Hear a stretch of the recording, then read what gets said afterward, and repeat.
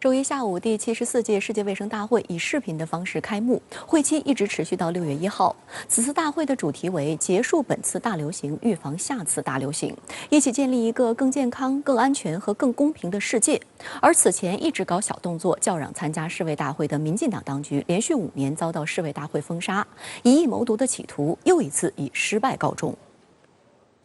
目前，全球应对疫情的工作仍处于关键阶段。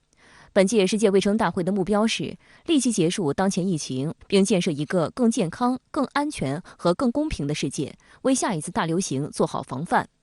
世卫组织总干事谭德赛介绍，当前最紧迫的问题之一是疫苗供应不公平，这对结束疫情大流行和全球复苏构成了威胁。因此，今年的世卫大会将在塑造未来全球卫生架构方面，以及在加强世卫组织履行使命的能力方面发挥重要作用。本届大会期间，备受各方瞩目的还包括发布由世卫组织成立的大流行防范和应对独立小组针对新冠疫情提交的最终报告。据悉，该报告显示了疫情如何演变成全球大流行，以及提出了如何避免其再度发生的建议。值得注意的是，这份报告2度提及中国台湾，对此台当局气急败坏，称要抗议，惹岛内网友开启群嘲模式，讽刺道：1年1度的政治大戏终于进入尾声了，劝民进党赶快收心，好好处理台湾疫情。今年已是蔡当局连续第5次被世卫大会拒之门外，不过民进党当局仍不死心，千方百计想蹭会。台外事部门声称，大会期间台方将持续透过多元方式展开国际合作交流。更荒谬的是，岛内疫情愈发严峻，民进党当局再次上演甩锅戏码，妄称造成台湾防疫漏洞的原因就是台湾没能参加世卫大会。实际上，根据世卫组织的记录，截至2019年，台湾共有400多人次的专业技术人员参加了世卫组织举办的100多次技术性会议，基本上没有发生专业技术人员被拒绝的情况。2020年，世卫组织举办的10多场线上技术会议，台湾的专业技术人员基本都有出席。国际卫生条例在台湾也设有联络点，包括在这一次疫情的发生过程中，我们中国大陆也是第一个邀请台湾到我们大陆来进行相关的这个调研，然后来参访，使台湾方面获取了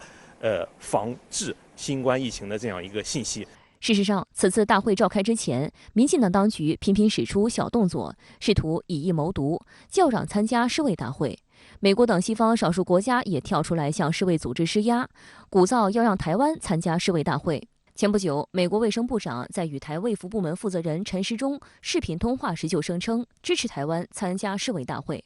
针对本月初7国集团外长发表共同声明，邀请台湾地区参加世卫大会，新加坡联合早报的评论文章认为，这绝非真心诚意，而是把台湾地区视作政治斗争的工具。至于台湾地区去参会能做什么、要做什么，对于提议者来说根本就不重要。真正重要的是运用冲突斗争来筹措政治资本。1971年，联合国通过第2758号决议，承认中华人民共和国政府代表是中国在联合国的唯一合法代表。在1972年的世卫大会第25.1号决议中，世卫组织同样承认中华人民共和国政府为中国唯一合法政权。在台湾方面承认9·2共识的前提下，通过两岸协商的方式，以中华台北的名义，以观察员的身份参加世卫大会。在历史上有这样成功的经验，现在呢，岛内的民进当局舍近求远，不是通过两岸交流、两岸沟通的方式，相反是通过诉诸于国际社会，妄图利用国际反华势力的支持，然后来使其参加某些国际组织，这样子的话完全不可能成功。蔡英文上台以来，把参加世卫大会当作政治工具，试图转移岛内抗疫不利等矛盾。因此，会前中方多次声明，为了捍卫国家主权和领土完整，捍卫联合国大会及世卫大会相关决议的严肃性和权威性，中方不同意台湾地区参加今年世卫大会。中方的决定也得到了国际社会广泛支持和理解。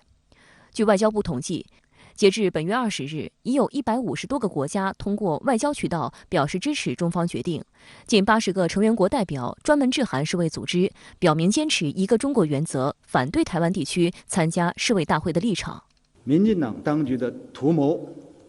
绝不会得逞，我们奉劝民进党当局停止借疫情搞政治操弄，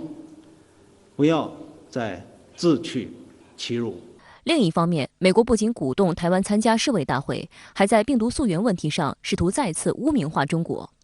《华尔街日报》周日发表一篇所谓独家报道称，根据一份此前未披露的美国情报报告，中国武汉病毒研究所3名研究人员于2019年11月出现严重病情，曾去医院寻求治疗。《华尔街日报》鼓吹，这可能会增加有关对新冠病毒是否可能从武汉病毒研究所实验室泄露进行更为全面调查的呼吁。对此，赵立坚在外交部记者会上回应表示，2019年12月30日之前，武汉病毒研究所没有接触过新冠病毒。今年3月23日之前，该所职工和研究生保持新冠病毒零感染。所以，有关报道所称的武汉病毒研究所有3个人患病，完全是不符合事实的。赵立坚强调，今年1月，中国世卫组织联合专家组考察了湖北省疾控中心、武汉市疾控中心、武汉病毒研究所等机构，参观了各类生物安全实验室，与相关机构专家进行了深入坦诚的科学交流。经过在中国的实地走访和深入了解，专家组一致认为，关于中国实验室事件引发病毒这种假说是极为不可能的。疫情和病毒早在2019年下半年多点多地出现的报道越来越多，有关德特里克堡生物基地的种种疑点，以及美国在全球开设200多个生物实验室的真实目的，也已经引发国际社会高度关注。美国不断炒作实验室泄露论，究竟是关心溯源，还是想转移视线呢？希望美国有关部门尽快澄清，给世界各国一个满意的交代。下个话题来连线特约评论员管瑶。管先生您好。世界卫生大会今天揭幕，因为新冠疫情原因，这次将继续采用云会议形式进行。那么您对大会是如何前瞻？今天谭德赛他在开场讲话中就警告世界仍然非常危险。他的原文表述呢是 very dangerous situation。那么谭德赛他提供了一个令人震惊的直观数据，就在他开幕演讲这段时间，那么全世界就会有400名新冠确诊者死亡。世卫官方统计表明，过去这1年，全球新冠的确诊病例增加了40倍，达到1.62亿例。那么死亡人数呢，增加了11倍，超过330万。上周在视频出席世界健康峰会发表重要讲话时呢，中国最高领导人习近平就强调，早日战胜疫情，恢复经济增长，这呢是国际社会的首要任务。习近平也呼吁加强和发挥联合国和世界卫生组织的作用，完善全球疾病预防控制体系，更好地预防和应对今后的疫情。那世卫组织呢，上周已经正式官宣，本次为期8天的大会将会重点关注结束新冠疫情，并且呢，为下一次的大流行做好准备。所以本次大会寄托了全世界的共同关注与期待。我也注意到呢，今天在世卫大会受邀发言的法国总统马克龙和德国总理默克尔，他们呢都赞成强化世界卫生组织，赞成加大对世卫组织的资金和人员支持。默克尔呢，他还特别对成立全球健康威胁委员会的这个动议予以支持。那么我也特别期待中国最高领导人上周在全球健康峰会提出的一系列的中国方案，能够在本次世卫大会期间获得回响与呼应。这呢，实际上也是全球战役的最紧迫的议程。在您看来，战役中国方案是如何成为全球战役紧迫议程的？我上周曾经在节目中分析，全球战役呢现在有2大痛点，其一呢是疫苗民族主义，其二是免疫鸿沟。一定程度上，所谓免疫鸿沟，正是呢前者种下的苦果。举个眼前的例子，美国新冠疫苗现在富裕到了什么程度了呢？多个州份甚至开始撒钱来刺激接种了。西弗吉尼亚州就规定，凡本州年龄在16到35岁的公民接种新冠疫苗每人可以获得100美元的储蓄债券。俄亥俄州呢，更是夸张到搞所谓接种抽大奖的这样的一个噱头。州长都因上周宣布设置5个100万美元奖项，接种疫苗者抽中就能够拿大奖。随后呢，美国的纽约、马里兰以及俄勒冈等等多个州份也跟风这种接种抽大奖的这个项目。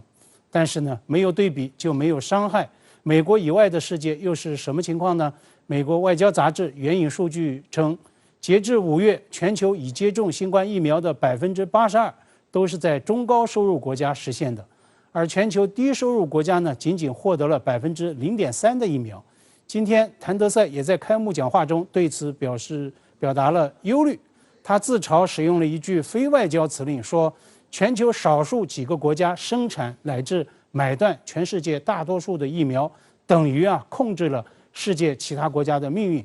那么，免疫鸿沟如何填平？疫苗民族主义如何摒弃？习近平上周宣示的中国方案对此做出了明确回答。习近平宣布，在未来3年再提供30亿美元的国际战役援助，在已向全球供应3亿剂疫苗的基础上，继续尽己所能，对外提供更多的疫苗。他同时宣布支持豁免